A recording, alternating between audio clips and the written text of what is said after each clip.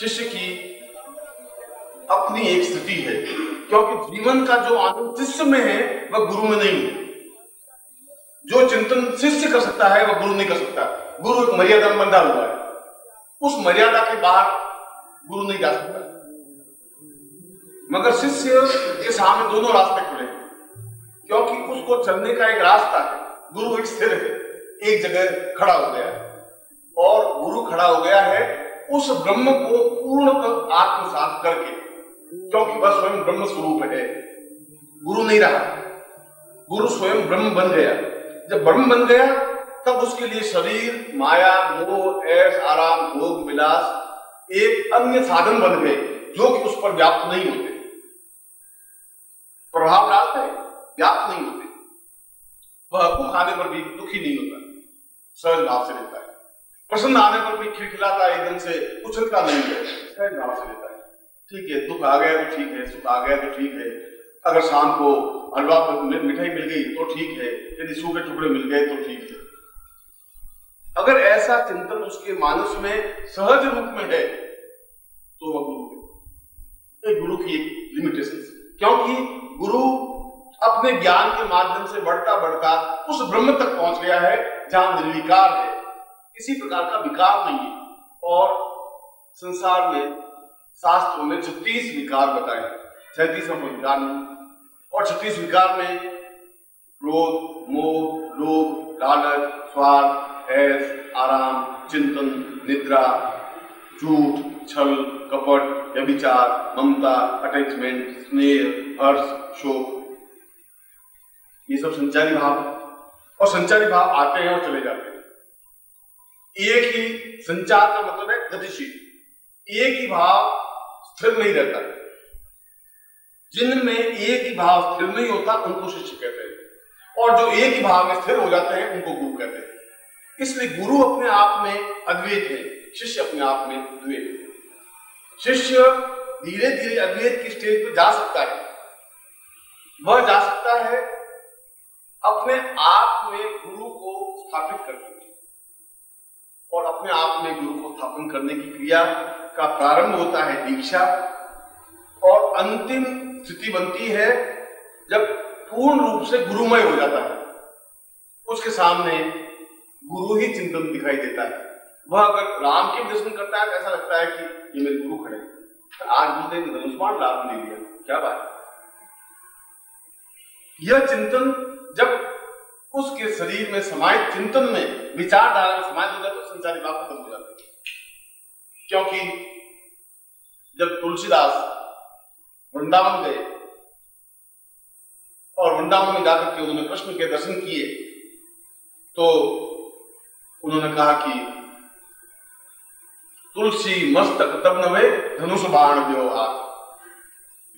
मैं आपको प्रणाम तो करता हूं, मगर मुझे कुछ सामीप्यता, अंतरम अनुभूति नहीं होती। मैं तो तब नमस्कार कर सकता हूं जब तुम्हारे हाथ में धनुष बाण हो, क्योंकि वह पूर्ण राममय हो गए। बांसुरी हाथ में ली हुई व्यक्ति को वो पहचान नहीं पा रहा था, उसको बड़ा अटपटा लग रहा था कि ये ऐसा कैसे है। और वो साफ कह रहा है कि तुलसी मस्तक तब नवे धनुष बाण व्यवहार। और ठीक यही स्टेज जो तुलसी की राम के प्रति बनी, वही स्टेज शिष्य की गुरु के प्रति बनती, क्योंकि वह जब उस राम की मूर्ति के दर्शन करता है तब भी उसको वही गुरु का चेहरा दिखाई देता है, वह गुरु का शरीर। आज तो बिल्कुल नए वेश में पीतांबर पहने हुए हैं गुरु, और आज तो बड़ी प्रसन्न मुद्रा में है। और जब वह गुलाब का पुष्प देखता है तभी उस गुलाब के पुष्प में उसको गुरु का चित्र दिखाई देता है कि कितने सुंदर ढंग से ये मुस्कुरा रहे हैं, और उसको गुलाब पुष्प में भी गुरु के साक्षात बिंदु दिखाई देते हैं। यह दिखाई देने की क्रिया तब बनती है जब शिष्य धीरे धीरे गुरु की ओर समर्पित। मैंने कहा प्रारंभ उसका दीक्षा से। दीक्षा का मतलब है तुम धीरे धीरे शिष्य नजदीक, शिष्य का मतलब है नजदीकता आना, और नजदीक की परिभाषा है बिल्कुल एक हो जाना। उसको नजदीक कहते हैं। 5 फुट पे, 4 फुट पे, 3 फुट पे, 2 फुट पे, 1 फुट पे, 1 इंच, आधा इंच। और शिष्य का मतलब है निकट, निकटतर, निकटतम और पूर्णतः हो जाना। यह शिष्य की क्रिया है। यह शिष्य का गुरुमय बनने की क्रिया है और शिष्य की पूर्णता तब है जब वह गुरुमय बनता है। इसलिए शिष्य और गुरु दोनों अलग अलग हैं, बीच में डिफरेंस है। वह डिफरेंस 5 फीट का हो सकता है, वह डिफरेंस 3 फीट का हो सकता है। ये डिफरेंस 5 फुट या 3 फुट का क्यों होता है? क्योंकि जिसमें जितने ही संचारी भाव ज्यादा होंगे वह उतना ही गुरु से दूर रहेगा। क्योंकि अगर क्रोध आएगा, कभी उसको स्वार्थ आएगा, कभी उसका चिंतन आएगा, कभी वो उदास रहेगा, तो वो सारा उसका जीवन का क्षण या पूरा दिन उन संचारी भावों में व्यतीत हो जाएगा। वो उदास है, ऐसा हो गया, ऐसा। अब वो उसमें गुरु पर छूट गया। उसे वो 2 घंटे जो चिंतन किया और 2 घंटे जो गुरुमय होना चाहिए था वह उस चिंतन में चला गया। फिर उसके बाद कि मैं अगर एक बार 5,000 रुपये मिल जाए तो मैं ऐसा कर दूंगा, वो आधा घंटा उस 5,000 रुपये मिल जाऊंगा तो क्या कर दूंगा, आधा घंटा कुछ में चला गया। और फिर सोचा कि शादी हुई नहीं है, मैं शादी होती तो लोग बहुत खुश हैं और मैं इस प्रकार की लड़ाई झगड़े नहीं करता जो लोग शादी करते हैं। मैं शादी करने के बाद उसको इतना सुखी रखता, 2 घंटे उसमें खर्च हो गए और संचारी भाव आएंगे। ये संचारी भाव उसको घेरे रखते हैं और घंटे तो 24 ही, और उन 24 घंटों में 12 घंटे नींद के, उन 12, इसका मतलब है तुम्हारी 60 साल की उम्र है भी तो 60 साल की उम्र में 15 साल तुम्हारी बाल्यावस्था के चले गए जो तुम्हारे हाथ में था ही नहीं। तुम निकल पहनना आता ही नहीं था, तुम्हें खाना आता नहीं था, तुम्हें पीना नहीं आता था, तुम्हारी माँ ने तुम्हें खाना पीना सिखाया, तुम्हें चलना सिखाया, तुम्हें बैठना सिखाया, बोलना सिखाया। 15 साल की अवस्था वो चली गई। पीछे रहे तुम्हारे 44 साल में 22 साल नींद में चले गए। पीछे रहे तुम्हारे 22 साल, और उस 22 साल में भी अगर तुम 20 साल इन संचारी भावों में व्यतीत कर दोगे तो गुरु के हिस्से में तुम्हारी पूरी जिंदगी के 2 वर्ष मिलेंगे। और इसलिए पूरी जिंदगी बीतने पर भी गुरु और शिष्य के बीच में वो जो 5 फुट की दूरी है वो बनी रहती है। इसलिए जहां उसने प्रश्न किया है कि अगर गुरु शिष्य गलती कर रहे हो, और गलती वो तभी करता है जब उसमें संचारी भाव जागृत होते हैं या उसके ऊपर संचारी भाव हावी होते हैं। और जब संचारी भाव हावी होते हैं, जितने संचारी भाव हावी होंगे उतना शिष्य कमजोर होगा, उतना शिष्यत्व से दूर होगा। क्योंकि वह संचारी भावों को हटाने के लिए एक ही क्रिया है कि वह गुरुमय बने, और गुरुमय बनने के लिए निरंतर गुरु मंत्र जाप करें। यदि आपने देखा होगा तो कुछ प्रेमी ऐसे होते हैं, अगर उस मजनू को पूछा गया कि तूने खुदा देखा, राजा ने बुला कर पूछा, तो बिल्कुल देखा। कि तुमने खुदा को देखा है? देखा है, और जी भर के देखा है। कैसा है? ठीक लैला की तरह, ऐसी आंख है, ऐसी नाक है, ऐसा कान है, ऐसा खुदा है। उसका और कोई चिंतन, वह पूर्ण लैलामय हो गया था और कोई चिंतन ही नहीं था। जब राजा जैसा आदमी पूछता है तुमने खुदा देखा है, उसने कहा हाँ देखा है, वो दम के साथ कह रहा है, और जो विवरण दे रहा है पूरी लैला का विवरण दे रहा है। और यदि आप किसी प्रेमी को अगर आप शुरू में जो कच्चा प्यार जिसको कहते हैं, उसको आंखों में हरदम वो एक ही तस्वीर घूमती रहती है कि जैसी है उसके चेहरा गुलाब की मुस्कुराता हुआ है, आंखें हिरनी की तरह है, वो सारी गाय भैंस बकरी हिरनी और वो सारी उस शरीर में जोड़ देता है। नारी शरीर रहता ही नहीं।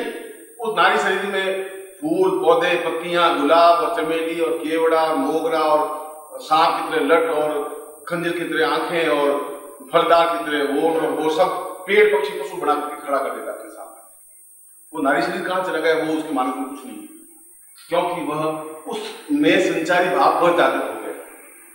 और शिष्य में जब संचारी भाव होगा, जितना भाव रहेगा उतना दूर रहेगा।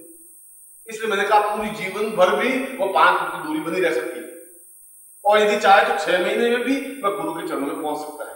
इसलिए गलती तब होती है जब उसमें संचारी भाव होते हैं। गुरु ने आज्ञा दी और तुमने पूरा किया, अब तुम उसमें संचारी भाव जोड़ोगे तब तुम्हारी दूरी 5 फुट से 6.5 फुट बन जाएगी, तो 1 इंच और पीछे सकेगी, आगे क्यों नहीं बढ़ सकती?